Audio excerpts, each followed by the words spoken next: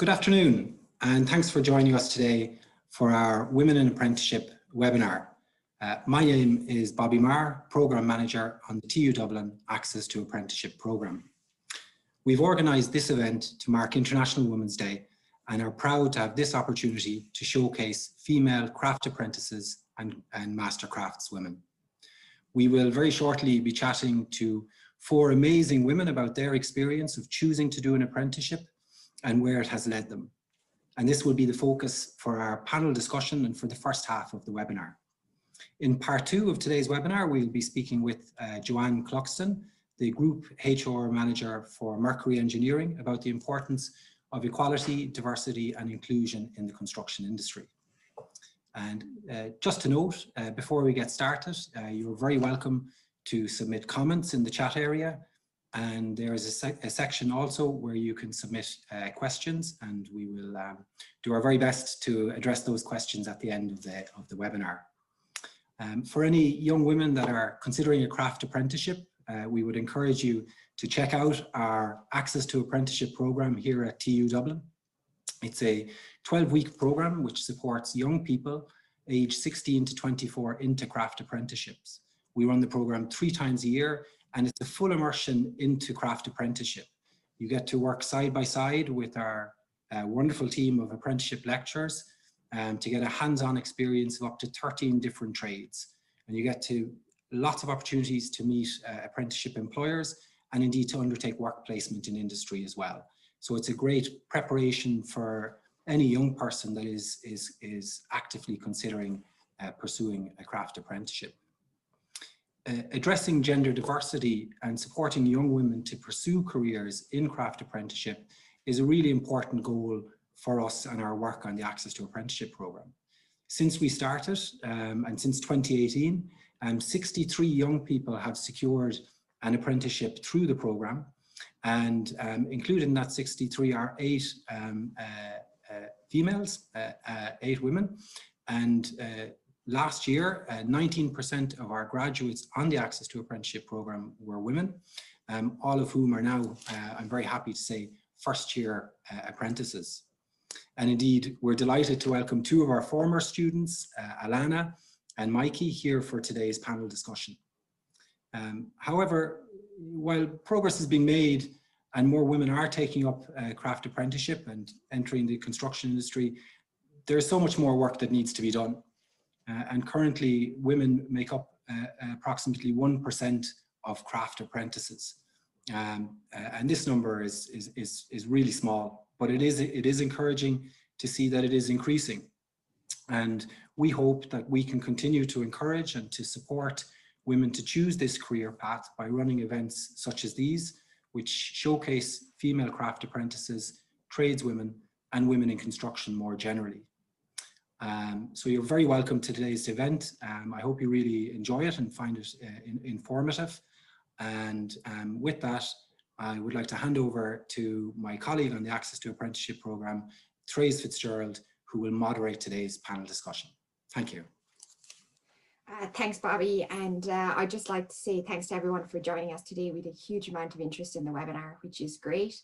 I suppose I started with Bobby on the Access to Apprenticeship programme in 2018, and we noticed pretty quickly that we weren't getting as many applications from females as we wanted. We were trying to think of ways that we could attract more women onto the program and I suppose raise awareness about apprenticeships in general. And TU Dublin had run a Women in Apprenticeship Open Day in 2017, which was really, really successful. So we continued with that event, and that kind of grew and got stronger and stronger. And we thought, though, we kind of needed to do a little bit more. So we started running try a trade days as well, which were really good. They were really good for girls who had like a good, strong idea that they maybe wanted to get into the craft apprenticeships, or they had an interest in working with their hands. So we were able to invite girls to come in and actually do an interactive workshop. So they got to try out plumbing and try out woodcraft. And it was a really good way to, you know, share what it would be like to do an apprenticeship. And it was a really good way for us to attract more girls onto our program. And as Bobby said, the female graduates of the Access to Apprenticeship program have been really, really successful. and 80% of them have progressed into apprenticeships, which is brilliant. At the moment, we're restricted. We can't obviously run a big open day, or we can't really do our try a trade event. So we're delighted to be able to host this webinar today so that we can showcase female craft apprentices and qualified tradeswomen. Just before, I know everyone wants to hear from the panelists, and just before I welcome them all on, I did just want to mention about the Women Building the Future network that we started in 2019. So I suppose as we did get more females applying to the program, we kind of noticed, yeah, we were getting more girls applying. That was great, but it still might only be 2 or 3 per group. So we wanted to give the girls an opportunity to meet with other females who'd already started their apprenticeship journey. So we started running women in apprenticeship lunches, which shortly became known as Women Building the Future lunches.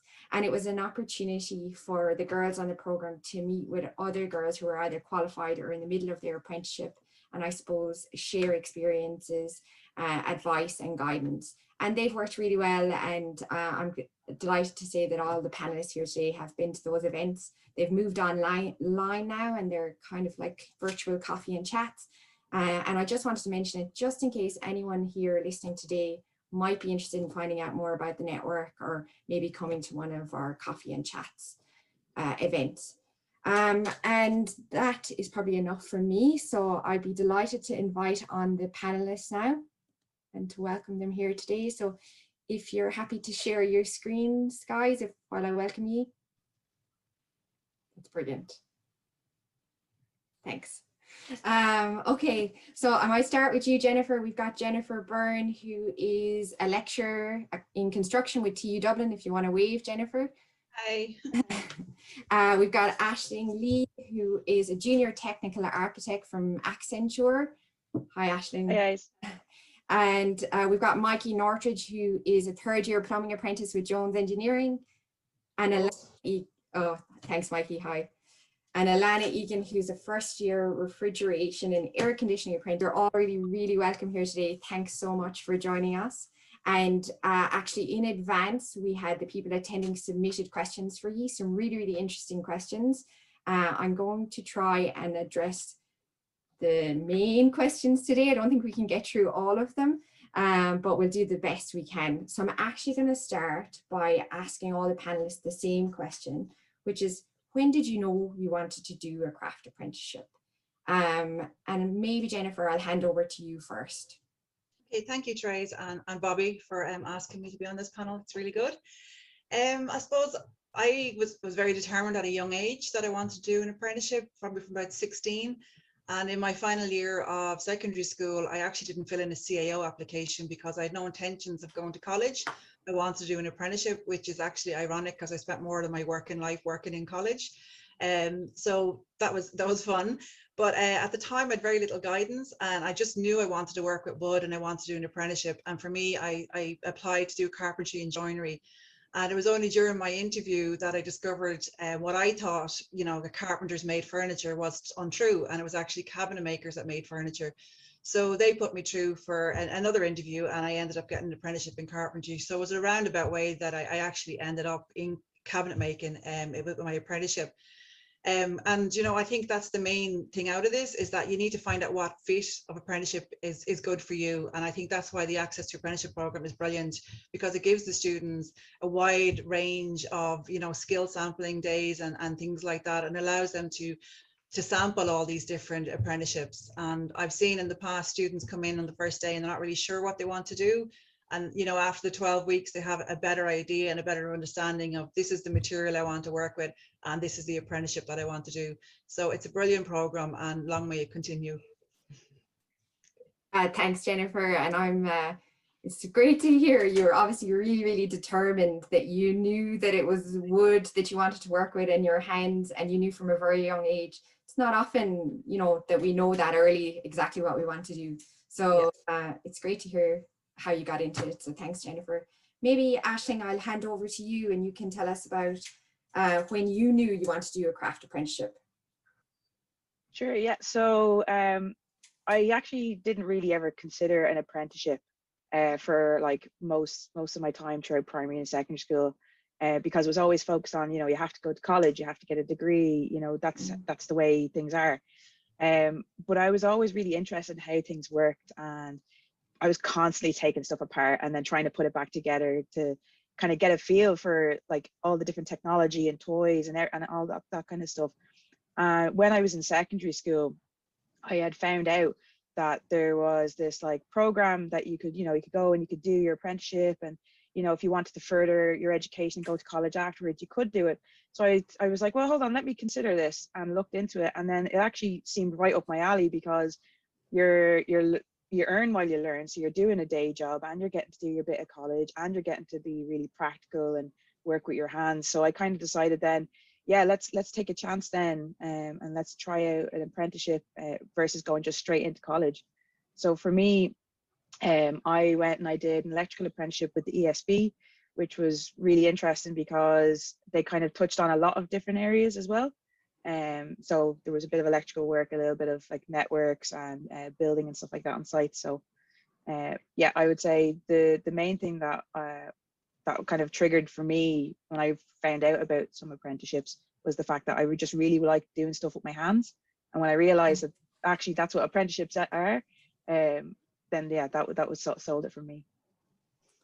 Brilliant. Thanks, Aisling. And great. It's great to hear actually you both had two kind of slightly different journeys and how you got there. And interesting to hear that, you know, you kind of didn't realize apprenticeships were an option for you straight away, Aisling, that you thought college was the way. And after more investigation, you actually came across it and you realized that it was what would suit you best, which is brilliant.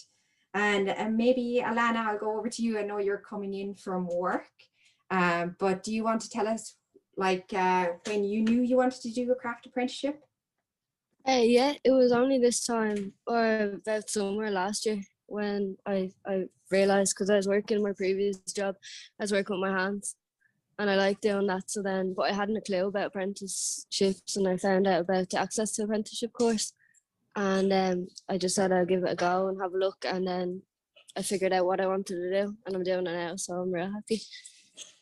That's brilliant. We just had you on the program there before Christmas, and I'm so pleased to see you calling in from work when you've just started, and to see you doing what you absolutely love. So I'm delighted that you came across our program and that you found your entry into a craft apprenticeship.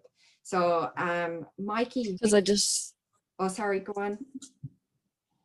no, I was just going to say, I wouldn't have found out other than the Access to Apprenticeship that I could have done the trade, and I'm so happy that like I found out about it. So I'm delighted that you found out about it as well. I'm actually curious, how did you come across our program, Alanna? I should know, and I can't think off the top of my head now. it was actually my mom. She's real good for sourcing and finding out all sorts of stuff like that. So she told me that it's be something she knows what I'm into, so she passed on to me. Well, kudos to your mom. I'll ask her. do ask her. You can tell me later. And Mykie, finally, we'll hand over to you. Can you tell us when you knew you wanted to do a craft apprenticeship? Yeah, well, my experience was pretty similar to like, it's kind of a mix between Aisling and Alanna's experience. So like, I knew I liked working with my hands, but I only thought I could go to college. So I did actually end up going to college for 2 years. I studied in IT Tala. Then halfway through, I was like, I don't like this. I'm not academic. I can't do this. Not that I couldn't do it, but like, I don't want to do this. This isn't how I want to go about getting my job or stuff like that. So I ended up dropping out, and I was just working retail for a few years. And my mom, see, I did the course before you and Bobby took over. So my mom seen like an ad in a paper or something like that, and was like, come on, we'll just go to the open day. We'll just see what happens. And I was like, oh, fine, whatever. And then I went in, I was like, this is incredible. And I did the course, and it just literally clicked straight away. I was like, this is perfect. And then like what Aisling was saying, like you can earn while you learn. So I was getting a college education, but I was also earning, and I got to do it all with my hands. And like, it made sense then, because I can read all the information and I'm like, this doesn't make any sense. But then when I was putting the pieces together and actually making what it says in the book, I was like, this makes perfect sense. So it was like, it took actually physically doing it for me to realize, oh, this is what I want to do.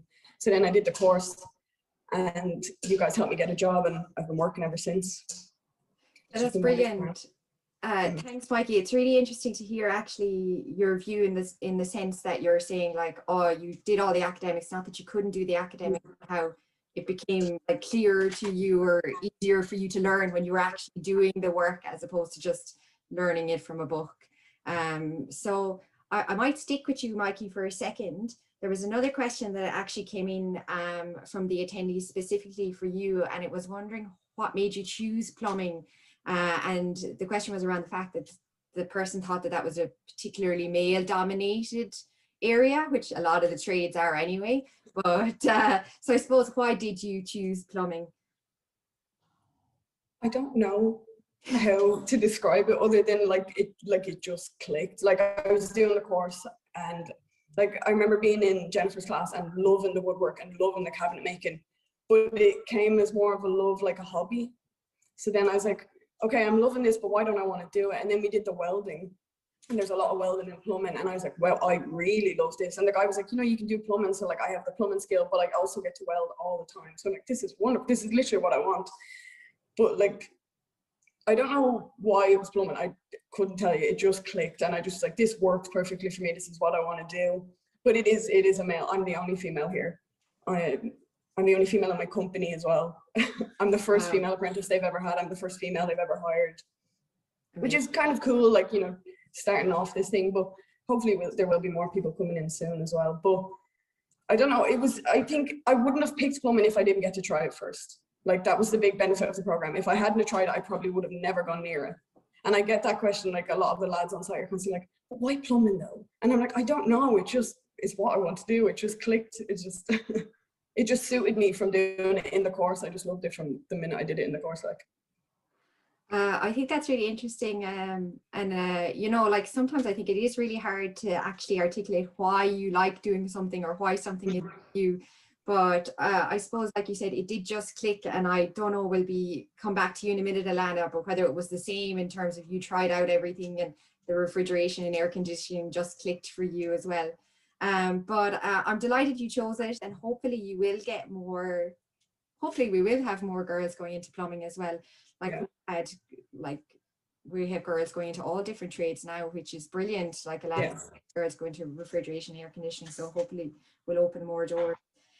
Jennifer, I might actually hand over to you. There was another question put in, which I think is actually a really good question as well, which is if you have zero experience, like, so maybe your school doesn't offer woodwork, you haven't done any practical subjects, can you still apply, or should you still go in to do like cabinet making or carpentry? Does it matter? Absolutely doesn't matter. No, you don't need to have any experience for any of the apprenticeships, because you're basically going to be starting off at ground zero. So when you get your apprenticeship and you start off in phase one, you'll be learning the basics, health and safety, how to work in the workshop, things like that. After maybe 3 to 6 months, you'll go into phase two and you'll do 20 weeks of training. And that's where you get your first start in, you know, in whatever it is you're actually working in. So say it's carpentry and joinery, that's where you get your first start in carpentry and joinery. And you do that for 20 weeks. Then you go back to your employer. So that one, so basically all the ones where you go off for training are called off the job, and all the ones when you're back on the job are called on the job. So after you've done your phase two training, you go back to your employer for phase three. You work there for about 6 months. You probably build on what you have learned in phase two. Then approximately maybe 6 months to a year after that, you go back to your phase four. You get a little bit more training. It's a bit more intense, you learn a lot more. So when you go back as your phase five after the 10 weeks, you're given more responsibility and you're expected to do a little bit more. And then eventually you'll go on to your phase six, where's your last training. And after you finish your phase six, you're kind of nearly qualified then. So when you go back on your phase seven, you have limited supervision, because at that stage you're about 3.5 years or 4 years into your apprenticeship, so you're coming near the end. So by that stage you will have learned everything that there is to learn about, you know, about that trade or skill or craft, whatever it is you've chosen. So you don't need to have any experience, and you don't even have to have done woodwork in secondary school. You know, you can go straight into apprenticeship, but I haven't done any. I think what the point I was making, and the point that Mykie made as well, and Ashley did too, it's the apprenticeship that fits you. So it's what it is you want to work with. So if you want to work with wood, you look at an apprenticeship in wood. If you want to do, like Mykie said, do the welding or work with metal, you'd look at something in engineering or plumbing or sheet metal work or something like that. And I think once you have an idea of what it is you want to work with, what your medium is going to be or your material, then that's the apprenticeship that you look for. Okay, thanks, Jennifer. That's great. And thanks. Really appreciate that you gave an overview of how the whole apprenticeship system works with the 7 phases as well. And it's really good, I think, to tell people like it's okay not to have the experience, like it's all about learning and you learn on the job. And I suppose as well, the point seems to be really coming true that it is about your interests. So to go with the things that you feel that interest you. And of course, then you'll more than likely succeed in what you're doing. Aisling, I'm gonna go back to you now. So there was a specific question that came in. So you had mentioned in your bio that when you were at school, you thought you'd wanted to do engineering, but you were worried about your abilities, particularly in maths. So the question was, how did you overcome these worries or concerns about your abilities? Sure, yeah. So it was actually the struggling that I had with maths in school. Like I enjoyed maths, but maths didn't like me. But when it came to trying to study it, I went to Grinds, and it was through my Grinds teacher that they told me about apprenticeships and that avenue. So that was actually how I found out about it. But when it comes to overcoming it, like I wouldn't say that the stuff that you do in apprenticeships is easier. I just think it's taught better. So like when I went and I was doing maths that I was doing in my leaving cert, like trigonometry and some calculus stuff, when I got into like some of my more higher phases, it made more sense because the lecturers were able to not only explain it really, really well, in ways that you would understand maybe better than, like Mykie was saying, like from an academic point of view of here is what it is in the book. But in actual fact, it's like, right, well, we're going to teach you something, but you have to be able to use that when you're out on the site or when you're in the warehouse or wherever you go, that you need to be able to apply your knowledge. So they teach it with the intent of, you need to understand this before you can leave this room. So like trigonometry makes so much more sense when you're looking at like how you build a roof, or say looking at sine waves in electricity and stuff like that. So I think the main thing is when you're getting taught in school, it's quite difficult, but when you're getting taught it in an apprenticeship, it's a lot more tangible because you can 9 times out of 10 reach out and touch it. Although I wouldn't suggest touching electricity, not a good idea. But it's just, I feel it's taught better, but it's also more understandable the way they teach it. But also it's your self-belief. So going through the apprenticeship, you get thrown a lot of different challenges, and you realize that if you get stuck in and something you want to do, you could accomplish anything. Like one of the big things for me, like I'm afraid of heights, and in my first week on the job when I was there, because when I worked with the ESB, they handed us a harness and said, up you go, a 30-foot pole. And I started nearly crying. I was like, oh God, I can't do this. And the instructor was like, no, you can't. Just let's do 1 step. Okay, now let's do 2 steps. Let's do 3 steps. And all of a sudden I was 30 foot up a pole eating a packet of Chewits, and it was grand. So it's that, like doing other things that might not necessarily be academic, they show you that you have an ability when you believe in yourself and you apply yourself. So it's very easy then to carry that over when you have the support of your like 4-person on site and the lecturers that you come across in your college phases, that you can do it. It's just exactly like Mykie and Jennifer and Alanna said, you just need to find something you're interested in, and then the support is there throughout the entirety of your apprenticeship. That's brilliant. Thanks, Aisling. I think you've given some like really good advice. I love the fact you saying I liked maths didn't like me, but I also like, I think it's true, like it does make it's totally different. Like you're doing one way, you're doing maths at school, but when you're doing your apprenticeship, at least you're getting to apply it all the time, so it seems realer. And I don't think that's a word, but anyway, that's what came out. I have also gone up the pole in the ESB. I don't know if I would ever be eating Chewits at the top, but well done. And I do think it's true, like in terms of challenging, like actually going into apprenticeship is different to college as well, in the sense you're going straight into job, into employment, and it is a big step. So I love that you said that you're being challenged all along the way, so you're building your confidence all the time, which is brilliant. And Aisling, I'm actually going to stick with you, and I'm curious because you've gone now, so you started your electrical apprenticeship with the ESB. And I called out your title there, you're Junior Technical Architect with Accenture. So that's pretty amazing. So you've had a really, really like varied career, and you've obviously created your own pathway. And I'm curious to know, how did you feel taking the apprenticeship route helped you to progress in your career? So I know, looking back, because hindsight is 2020, that I wouldn't have been able to just go straight from secondary school into college. I wasn't mature enough, and I didn't have the kind of common sense and wherewithal to understand that what I was going to be learning needed, like I said, to be applied, and you need to understand it for when you go out and do it in your real world job, that, you know, when you finish college. And doing the apprenticeship really kind of helped inform me of, okay, you know, what's in the classroom needs to be used in your whatever you're doing, whether it's, you know, building something on site or you're writing a piece of code or something like that. So it's that kind of ability to understand what you're being taught and apply it, but then also problem solving, because I don't know how many times I was out on site and we get a new piece of equipment shipped in, and it's been designed by the engineers who are in an office looking at sketches and drawings, and then all of a sudden there's like a couple of millimeters off in a hole, and now all of a sudden you have to figure out, well, this is a, you know, a couple of €1,000 pieces of equipment, and we can't just send it back, we have to make it work with what's on site. Or maybe the original plan for routing cables isn't going to work, or for whatever reason, you're sometimes just thrown these curveballs, and you have to figure out how to work around with what you have, and that's it. Like, so that problem solving skill development is really, really beneficial. And then, like I said, it's that constant having stuff thrown at you, and maybe finding things difficult and just having to work through it because, you know, you don't have a choice, you have a job to do. That resiliency that you built really kind of helped me carry me on my career, because, so like I said, I was always interested in engineering and I wanted to be an engineer.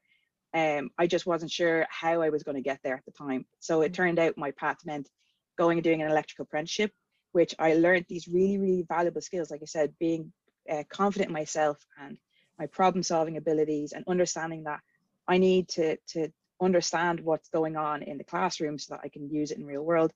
And then I went in to Accenture. So after starting my apprenticeship, I went and I did a level 7 in engineering and a level 8 in engineering. And then I went to Accenture to work as a software engineer. And then I actually moved into becoming a technical architect, because much like when you're out on site and you might have your finger in many pies because you kind of have to be able to do a little bit of everything sometimes, a technical architect is very similar. So I would look after software, I would look after hardware and networks and databases.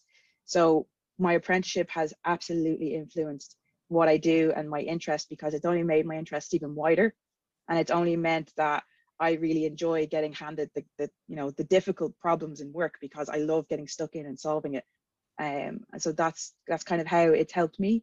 But absolutely, like, even sometimes when I'm on the site and they're like, right, oh, the server's gone down, I'm like, it's grand, I got it, and I'll run over and I'll pick up this big giant server, log it over my shoulder, and just start, off I go and throw it into the rack. And people are like, well, what? I was like, well, when I was on site, I was told, right, that lad's carrying that piece of equipment, you have to carry that piece of equipment, come on, we have to go, we have to get it up, you know, into wherever it is in the station. So that ability to just go, right, come on, this is the problem, let's go, let's get stuck in, is definitely something huge that I've taken from my apprenticeship. That's awesome. Thanks, Aisling. It really does sound like the apprenticeship gave you excellent grounding for your like varied, fascinating career. So it's great to hear that. And Alanna, I'm actually going to go back to you, because you're kind of at the start of your journey. And someone put in a question to ask you, what are you most looking forward to now that you've started your apprenticeship? I'm looking forward to like knowing the terms more, like, of all the things, because I'm only really starting out, so just knowing being able to talk about things, and then just being more comfortable and confident going and doing jobs for myself. And also college as well, like I'm looking forward to like the college experience, both times going down the country somewhere and all that. I'm excited for. Awesome. You're looking forward to moving down the country. You're one of the first people, Alanna, that's ever said that. Most people want to stay in Dublin. It is true. It's great to see you on site there working away, and you know, to hear about what you're looking forward to at the start of your apprenticeship journey. So thanks for that. Jennifer, I'm going to go back to you for a second, and just, there was a question put in about how, because you obviously started out cabinet making, and you're teaching now, and how did you find the transition from like working on sites to teaching, and what are you currently teaching? Oh, Jennifer, you're still muted there. Yeah. Sorry. I found the transition quite easy actually, because I'd been working on construction sites around Wicklow for about 5 years at the time when I was part-time teaching. And I suppose because I was qualified, I always had trainees or apprentices with me. So you were constantly teaching on the site anyway. So when I went in to teach in the college, I just continued that. And as Mykie said, apprenticeship lectures were a little bit different. We show, the students learn by doing, and we demonstrate with the students. So we would show them firsthand how to do everything, and they would copy, you know, what we're doing, and they would repeat it until they get it right. So we do have a different method of teaching, you know, compared to, we don't really stand at the top of a class and lecture, like we get involved with the students. So it's a little bit different in how you teach the students. And I suppose I've been teaching over 26 years now at this stage. So I've taught cabinet making, carpentry and joinery, wood machining. And then for the last 10 years, I would have taught wood manufacturing and finishing. And then I would have also taught on a full-time program, which is the DT 169, which is called Timber Product Technology. But that program is actually drawn to a close this year, and TU Dublin have a brand new program that we're very excited about, which is the TU 838, Sustainable Timber Technology. And again, it's a bit like the apprenticeship. You don't need to have any background, have done woodwork or anything like that to do this. And it's a very good program in that it's not 100% academic. There's a lot of practical in it. And we've had students on our 169 program over the years have gone on, some have gone on to do apprenticeships. They've gone into phase 4, phase 6. So they've skipped the first 2 phases because they have done the degree program. So it's another way of working things. Sorry, I thought Therese was frozen there. Yeah, it's really good, and it's as I said, it's the first sustainable one that we've had in TU Dublin. So if people again are stuck between, and I see a few comments in the chat there's a few people coming in saying they're too old for the Access to Apprenticeship program, you know, have a look at some of these programs that are, you know, that are in college as well, because some of them are similar, and a lot of these programs have been based on how apprenticeship was started up, and it's taught on the same methods. So it might be an option for other people that maybe feel that they're too old to start an apprenticeship to have a look at doing something like this as well. So that's what I'm currently teaching at the moment, is between those two. Yeah. Thanks, Jennifer. It's great to hear about all the like really interesting programs that are coming in as well, and like sustainable timber. I'm sure that'll be really, really like popular. It's a huge area. And I suppose, and just to say as well, like just to ask you, Jennifer, because I think I've lost my connection for a second, but there is no age limit. Sure, there isn't. I know our program is for 60. No, there's an age limit for your program, but not for apprenticeship. There's no age limit for apprenticeship. And personally, like I've taught apprentices that are in their 50s and 60s. I once had a girl who was 38. She had done nearly 20 odd years of accountancy and then wanted to do cabinet making.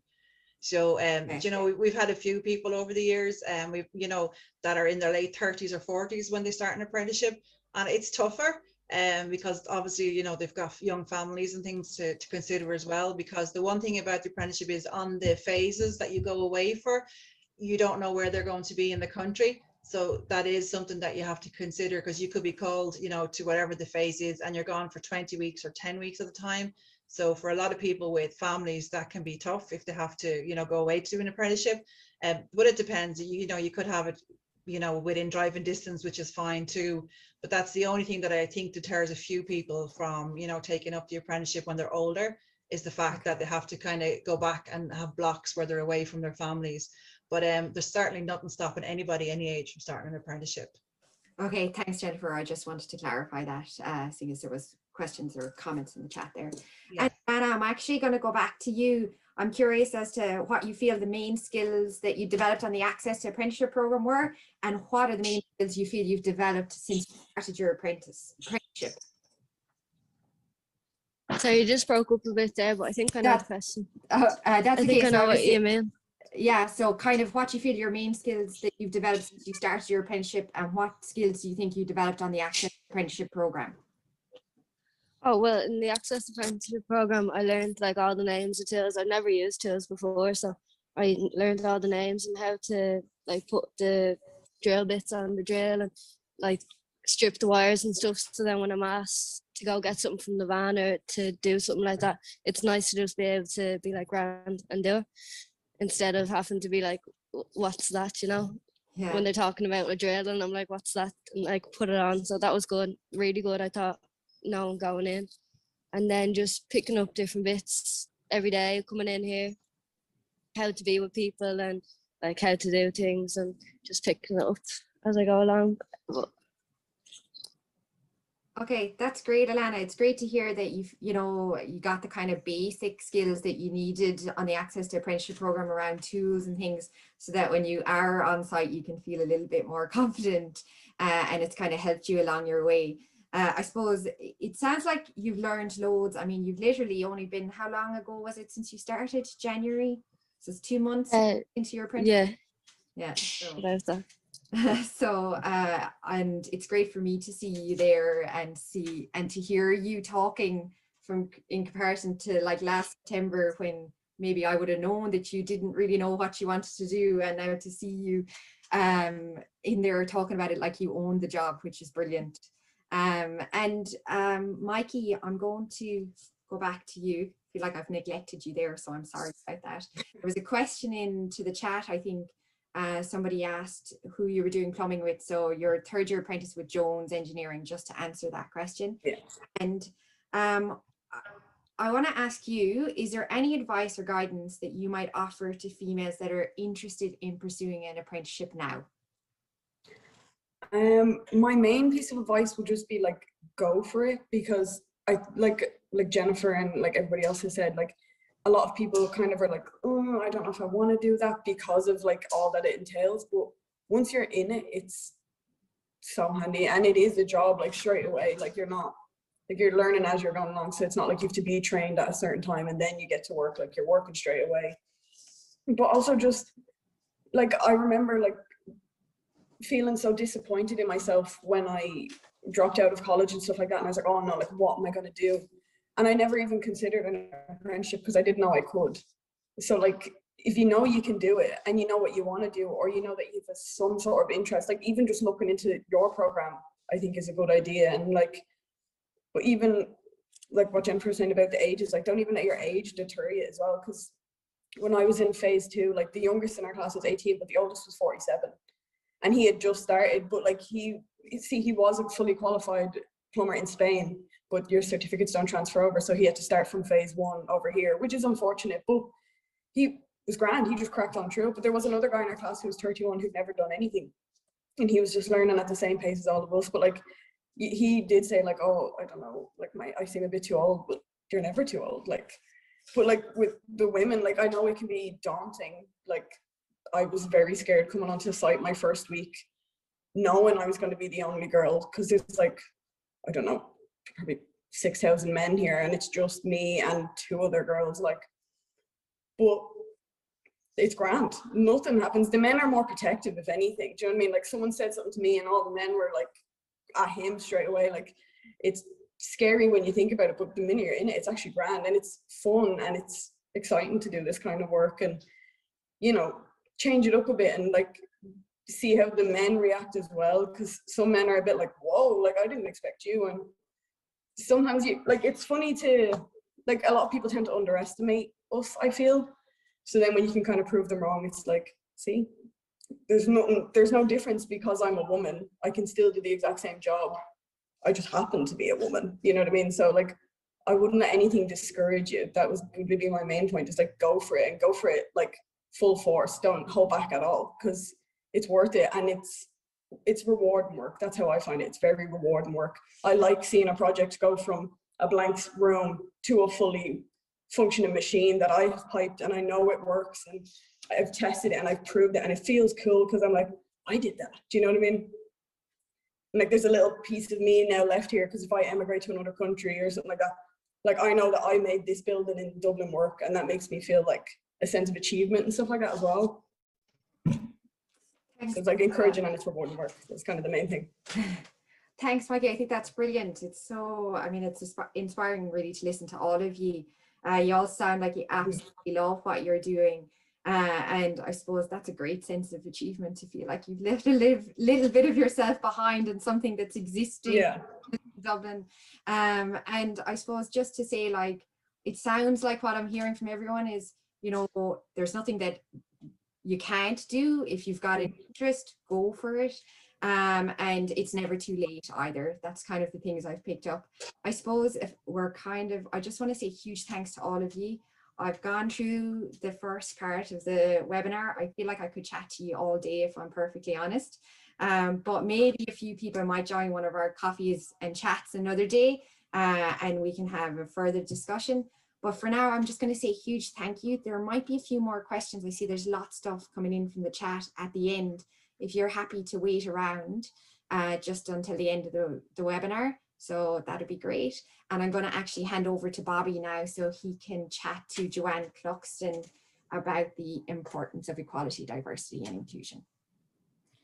Great, thanks very much, Therese, and thank you to the panel for a fantastic discussion. Like Therese, I think, and I'm sure the attendees, we could listen to you all day, and we have so many more questions if we had time to get through them all. But I'm delighted to welcome Joanne Cluxton to today's webinar. Joanne is the Group Head of HR for Mercury Engineering. Mercury is one of Ireland's largest and most successful construction companies and one of the largest employers of electrical and mechanical apprentices. Joanne, you're very welcome. Thank you. It's great to be here. Joanne, we heard from there's been a lot of talk, I suppose, in the construction industry in particular in recent years around diversity and inclusion. And I wonder, could you maybe talk to us a little bit about what that actually means and why is it important for the construction industry and maybe for Mercury as well?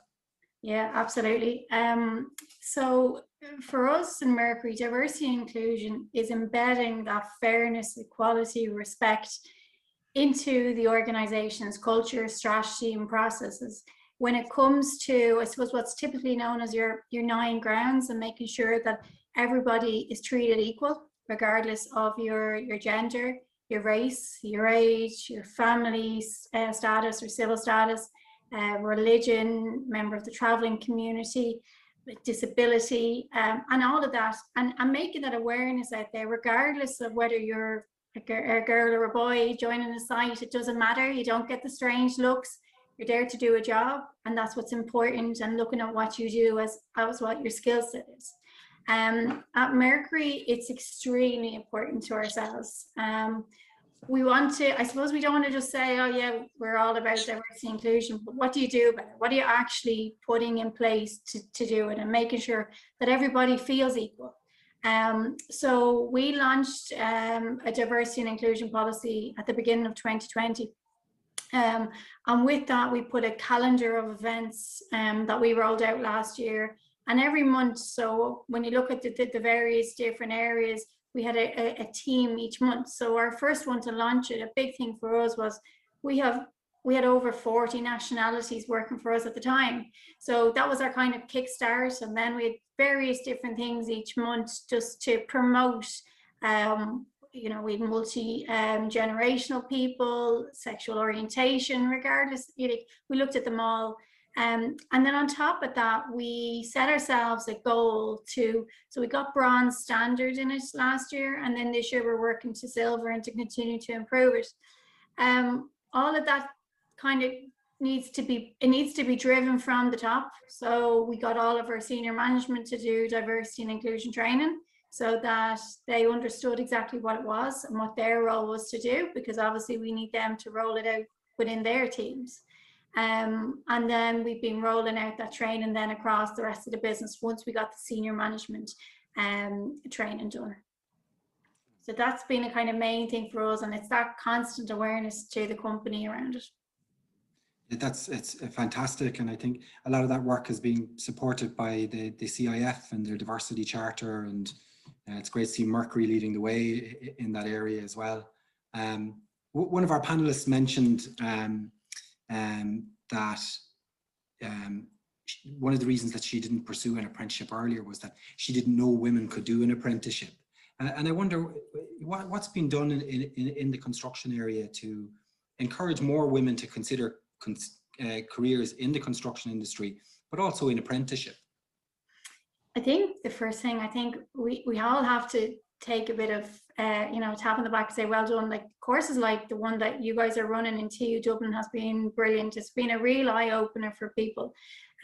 We've seen a big difference over the probably last 5 years in the number of applicants coming in now, female applicants, and that's down to the awareness that's out there, the getting into schools. I don't think you can stress how important that is to tell the students, get in with the guidance teachers about what's available and what the various, I know earlier on in the earlier discussion around maths, like the certain subjects that might be important. So in Mercury, we hire electrical and mechanical apprentices, and there's certain requirements at each level, and making sure to get that out there and that it is seen as a career path. And it's, I think predominantly maybe apprenticeships might have had a bit of there might have been a bad name on them that, you know, will you get work in it, or it's a fallback if you don't get your points.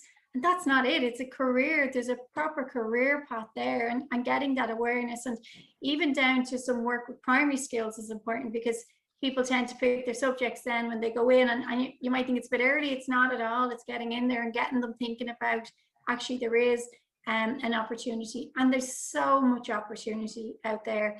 I think the construction industry is a really exciting time to be in now. When you look at the digital transformation, the exciting works that are being done, you know, in Mercury, we work with a lot of large multinational foreign direct investments, and you know, there's so much that you could be part of. And I know earlier on, as Mykie mentioned, that pride, and then saying, actually, you go past a building and I worked on that, is really important. And then I suppose within Mercury, we have opportunities abroad as well, which is great. So we can give, if people are interested, we can give people the chance to go and travel. But I think the big area is around getting into the schools and promoting the people that you have, the females. Look at the females that you have in various different roles within the company, and bringing them along to tell their story, their journey. Even listen to the ladies there before me. They have such amazing stories, and bringing them along to share how they got to where they are today. I think in our own experience on the program, we do a lot of industry engagement, and we work with a lot of construction companies, and very often very senior and successful members of those companies are engaging with us, and so many of them started as apprentices, and so many of them speak about the career ladder. And you know, it's interesting for you that you described the career paths, and we really see that in our engagement with the construction industry, for people that are going in at entry level as apprentices, and the opportunities that are there. But in terms of female apprentices, you mentioned that you're getting a lot more applications, which is great to hear, and we know there's a lot of hard work behind that happening as well. Maybe you could tell us a little bit about how Mercury supports female apprentices that join the company. Yeah, so actually, I think in 2020, we saw an increase of over 200% of an increase in female apprentice applications, which is unbelievable. And I joined Mercury 14 years ago. We'd one apprentice at the time, and then we went up until the point of 2020 with very few, if one or two, very little. And now all of a sudden, like this morning, we had 2 females in for an interview. I think we have about we're close to 10, I think, female apprentices on our books at the moment, which is great. And I think part of that as well is that, so we set up an apprentice development centre in 2020. In the middle of the pandemic had just kicked off, and we opened up a training centre. And what we want to do is to give that additional training and that additional support to all of our apprentices. So back to the whole equality, regardless of your gender, we want to make sure that everyone is treated as equals. We have various different mentor programs within Mercury as well, and with females, so that support mechanism is there. We have just recently done some work around the gender pay gap, to making sure that, again, back to this whole everybody is treated equally. And then when we look at the career path, so that when somebody comes in, that they're not just an apprentice, you know, they're an employee, and where did they want to go? So meeting with them and finding out where do they want to continue on that road of a trade and possibly foreman or forewoman, and then, or we have a scholarship program. And what this available to all of our apprentices and trades as well, where they can apply to go on to do a third level course, whether it's say engineering, and it's funded and supported by Mercury. And what we do is at the end of their apprenticeship, then we transition the employee into a role, a junior in that area, quantity surveying, planning, engineering, and they get the full support. So it kind of goes hand in hand with our graduate program as well. So they're getting some soft skills, that whole transition from on-site into the office type environment. So there's a good support mechanism there, and I think the mentoring is important as well. That there's the communication channels with the female apprentices. That it is overwhelming, you know, going to a very large construction site that's predominantly male, and making sure they know if they have any questions where to go to. But the sites are all so well set up now. I mean, you know, the diversity and inclusion is such a topical subject, and the sites are set up for females compared to, you know, years ago when I know there was someone had mentioned to me that they had gone to a site and they didn't know where the female toilets were. So you don't have that anymore, which is great. It's becoming a more diverse workplace. And what would you say, Joanne, to young women that might be attending here today at the webinar and who are maybe considering to apply for an apprenticeship? It's interesting. I wrote a couple of things down here, and some of them were already mentioned with the earlier panel. So it's like the first thing is apply. Don't be afraid. And I wrote it down, and I know I got asked a couple of times. It's never too late. Like, absolutely never too late. You can start an apprenticeship at any age. So some people may have decided to, you know, look family first and then decide they want to change a career path or start at that from the beginning. That's fine. And there's plenty of support mechanisms there. Like, one of the things that we did look at with Mercury over the last year was our family support policies. So our maternity leave, our paternity leave, all of that stuff was looked at to make sure that it was in line with what we were trying to achieve as a company. So, you know, that is so important. So don't think because I'm over 30 now, I passed it. You haven't. You can apply for the apprenticeship. And the last thing is don't be afraid to ask questions. So making sure, like, if you're on site and you're unsure, come and ask. No question is too stupid. Or if you're not sure on a career path, and I know the Access to Apprenticeship is brilliant because it gives you that wide range of knowledge of all the different apprenticeships available. But if you feel an age is an issue there, make contact with the companies and check in. So if it is electrical and you want to chat, you know, we'll make people available within Mercury to chat to you to see what it's about, apprentices themselves or trades that have come through it. So don't be afraid to ask questions. I was listening to a podcast there recently, and it actually was quite interesting. It was saying, like, 2 and 2 is 4, but so is 3 and 1 or 5 minus 1. You'll get there. So don't be worried about, you know, all the different things you think that might put you off. Ask the questions, and there's ways about getting to where you want to be. I'm sure there are many guidance counsellors, I think, tuned in today, and I think they might correct me on this, but I understand that now the day of sort of a career for life and doing one job for life is long gone, and that we have now up to maybe 5 or 6 different careers across our lifetime. So as you say, it's never too late to change course, maybe to get into something that you've always had a passion for. Yeah. Look, I wanted to be a nurse, and only that I was too young on the CAO, that because I was 16 that I couldn't. So my dad got me into a job that was on it. He had done a construction job on it, and then all of a sudden, you know, I ended up in HR, and I actually would never even picture myself as a nurse. So yeah, you know, whatever direction you want to go and follow it and ask the questions, and certainly the uncertainty around which apprenticeships, make contact with the companies and they'll be more than happy to assist in it. Great.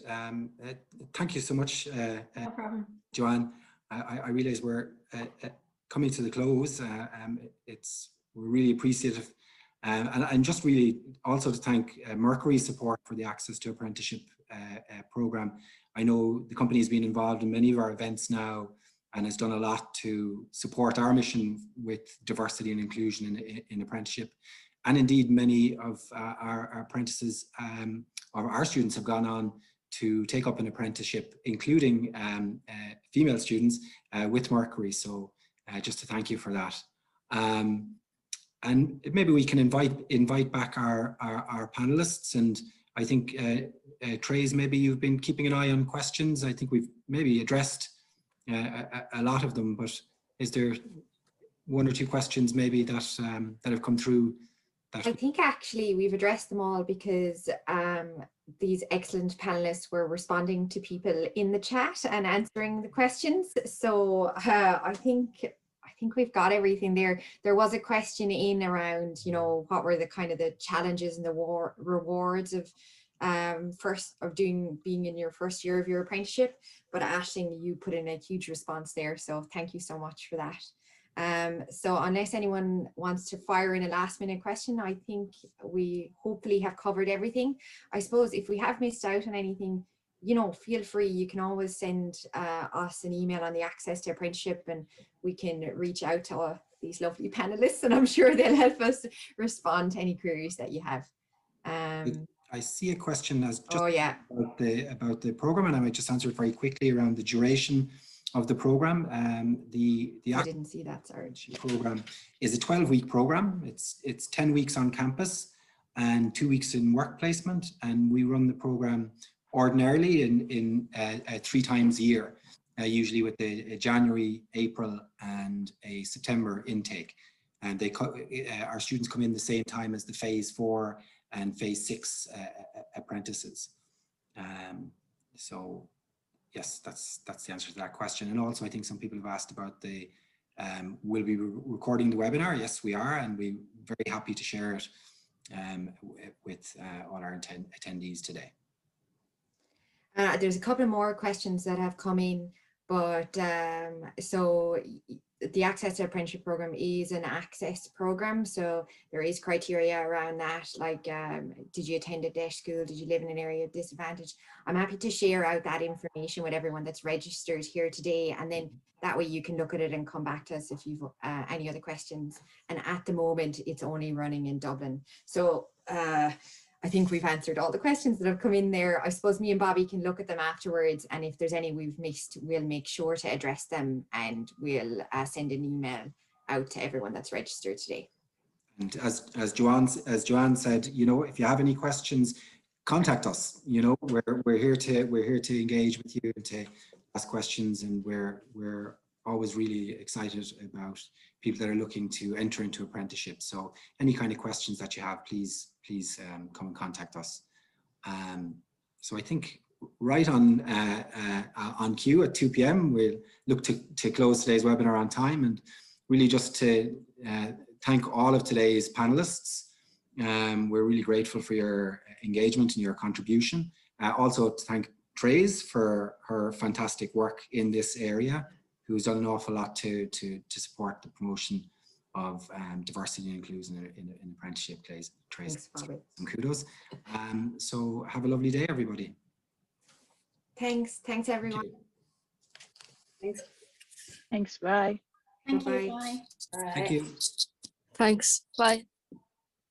Thanks, Trace. Thanks, Bobby. Good luck, Alanna. Thanks, Alanna. Bye, everyone. See you later. Thanks, Trace.